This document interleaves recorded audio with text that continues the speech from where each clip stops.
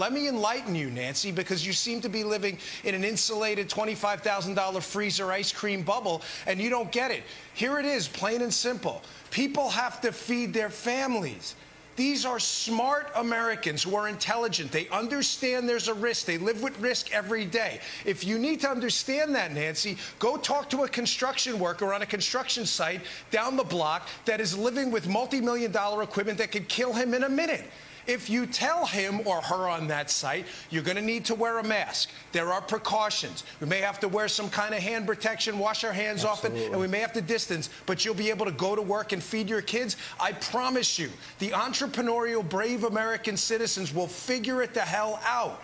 Get out of your bubble. People have to feed their kids. That is what's going on right now. And Dan, I'll talk to you afterwards, but just to give people an idea of what they might have missed is Nancy Pelosi's halting delivery in trying to explain what the protesters are up to. Can you understand why they're doing that? No, not really, because what we have to do is shelter in place. That is really the answer. Testing, tracing, treatment, shelter in place.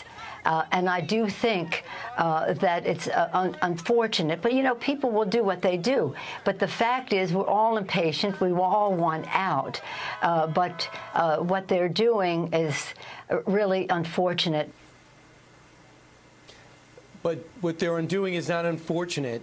They're doing is exercising their rights. They could have been socially distant protesting. I get that.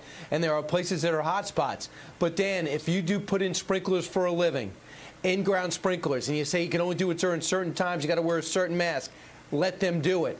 If somebody wants to build a house on the outside, distant from each other by design, let them do it. There's no need to be excessively punitive about this. Is that your point?